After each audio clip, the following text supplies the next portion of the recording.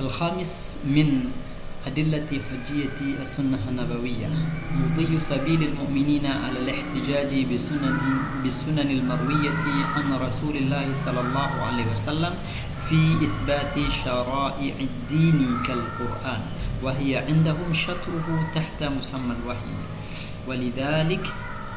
ولذلك يمنعون الاجتهاد في قضية فصلت فيها كما يمنعون الاجتهاد عند ورود القرآن بفصلها، وكان من حاد عنها عندهم بعد العلم بها زائغا عن الهدى كما يصفون بذلك من حاد عن القرآن. وكان الفرق عندهم بين الشرع والإحداث يتميز بمخالفة السنن، ولذا أصبحت السنة مقابلة للبدعة، وهذا معنى يطول استيفاؤه. وقد جردت فيه كتب كثيرة قصد فيها إبطال مقالة من أسقط الاستدلال بالسنن أو أضعف شأنها من أصحاب البدع. Baik, poin kelima tentang kehujahan atau tentang dalil bahwa sunnah Nabi Muhammad SAW adalah hujjah, adalah sumber utama syariat Islam. Mudhiyu sabilil mu'minin ala al-ihtijaji bis sunanil marwiyah an Rasulillah, telah menjadi tradisi kaum mukmin berihtijaj atau berhujjah, berdalil dengan sunnah-sunnah yang diriwayatkan dari Rasulullah sallallahu alaihi wasallam dalam menetapkan hukum-hukum syariat sebagaimana mereka berdalil dengan Al-Qur'an. Wahya dan sunnah itu bagi mereka merupakan bagian syatruhu, sebagian dari yang disebut dengan wahyu. Wahyu itu terbagi dua, Al-Quran dan bagian lain adalah sunnah. Walidzalika yamna'una al-ijtihad, oleh karena itu mereka tidak membenarkan ijtihad dalam persoalan yang telah dirincikan. Fasalat ini adalah dhamirnya adalah hiya ta'udu ala sunnah. Jadi pada persoalan yang hukumnya telah dirincikan oleh sunnah, sebagaimana mereka tidak membenarkan berijtihad ketika telah ada hukum secara terperinci disebutkan di dalam Al-Quran.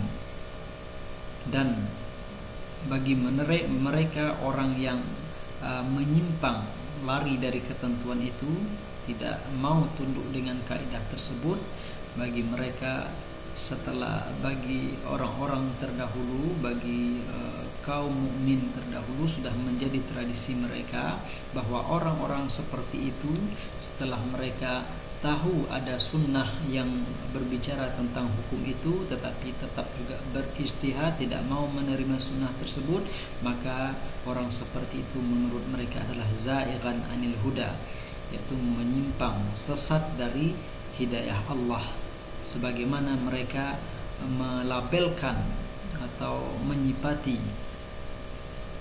dengan sifat serupa, yaitu sesat dari hidayah Allah terhadap orang-orang yang meninggalkan atau menyimpang dari Al-Quran. Di samping itu mereka membedakan antara syariat dan perkara-perkara yang bukan dari syariat tetapi diada-adakan, atau dengan kata lain adalah bid'ah. Mereka membedakan antara syariat dengan bid'ah itu, dengan muhdatsat itu, bimukhalafati sunan, yaitu tentang kedisiplinan terhadap sunan. Maka mereka yang melanggar sunnah, mereka perbuatan-perbuatan yang tidak bersumber dari syariat itu disebut dengan bid'ah. Kemudian mereka beri tandanya atau mereka sebut bimukhalafati as-sunnah, menyelisihi sunnah. Sehingga kata-kata sunnah itu selain ada dalam peristilahan usul fikih, dalam makna atau dalam pengertian yang telah kita pelajari, dalam peristilahan kaum muslimin generasi-generasi awal, sunnah itu juga digunakan sebagai istilah yang menjadi lawan kata dari bid'ah. Bid'ah adalah perkara-perkara yang dianggap sebagai bagian agama, padahal itu tidak ada sumbernya, dasarnya sama sekali, baik dalam Al-Quran maupun dalam sunnah Nabi Muhammad SAW. Maka perbuatan bid'ah itu, nah istilah bid'ah ini dijadikanlah lawan katanya as-sunnah. As-sunnah lawannya adalah bid'ah. Ini menunjukkan bahwa sunnah itu adalah dalil. Dengan kata lain, orang yang berbuat bid'ah adalah orang yang meninggalkan sunnah. Kalaulah sunnah itu bukan dalil, tentu tidak masalah orang meninggalkan sunnah. Bahwa orang yang meninggalkan sunnah, orang yang tidak berpedoman dengan sunnah tetapi beramal dengan tata cara lain, dengan sesuai hawa nafsu mereka saja, disebut bid'ah, dikecam, maka artinya sunnah itu adalah dalil. Wa hadza makna yatulu istifa'uhu. Pengertian ini atau ya substansi ini, masalah ini sebenarnya membutuhkan, kalau ingin kita uraikan maka akan butuh penjelasan panjang lebar dan sangat mendalam.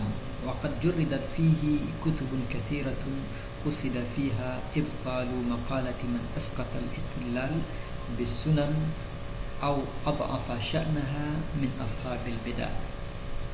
Kita ulangi pengertian ini, bahwa sunnah adalah dalil. Kalau kita ingin lebih puas, lebih dalam lagi, maka ini butuh penjelasan yang sangat panjang lebar.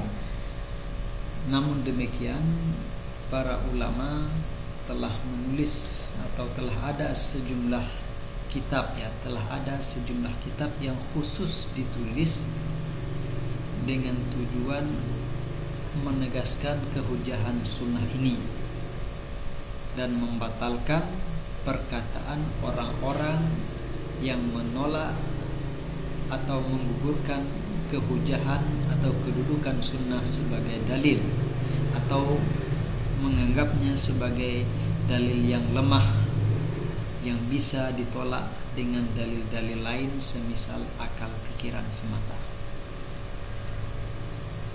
Demikian ikhwan dan akhwat tentang kehujahan sunnah Nabi Muhammad SAW, dalil-dalil bahwa sunnah adalah hujjah, sunnah adalah sumber syariat.